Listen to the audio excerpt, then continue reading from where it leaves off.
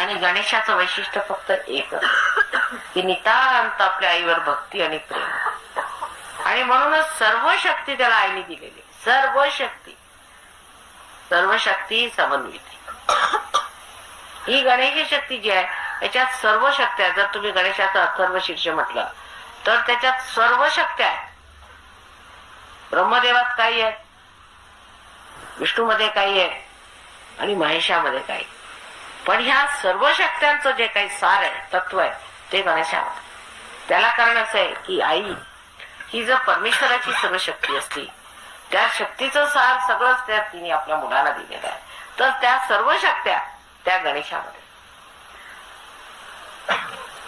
तेव्हा आपल्याला आईने गणेश स्वरूप केलेलं आहे, गणेशासारखं जन्माला घातलेलं आहे.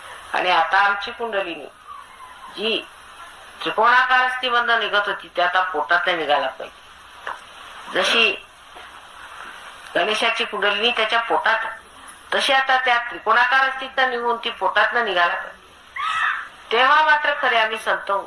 पोटातनं निघाली पाहिजे म्हणजे काय, त्याचा अर्थ असा आहे की जेव्हा कुंडलिनी पोटातनं निघाली म्हणजे आपले जे काही आजपर्यंत आपण जे परमेश्वराला शोधत होतो, आधी आपण ते पैशात शोधत होतो, किंवा आपण आधी खाण्यापिण्यात शोधत होतो, मग पैशात शोधू, आधी खाण्यापिण्यात शोधत होतो, मग पैशात शोधू लागलो. हे जे नाभी चक्राची जेवढी कार्य होती पूर्वी, ते आता म्हणजे साक्षात कुंडलिनी स्वयं तिथे बसले. म्हणजे आपल्याला आणखीन कसला शोध नाही, आपण नुसते कुंडलिनीवर बसलेलो. ही जेव्हा स्थिती होईल तेव्हा आपण मान्य केलं पाहिजे की आपण खरंच परीक्षेला उतरलो, आपण खरं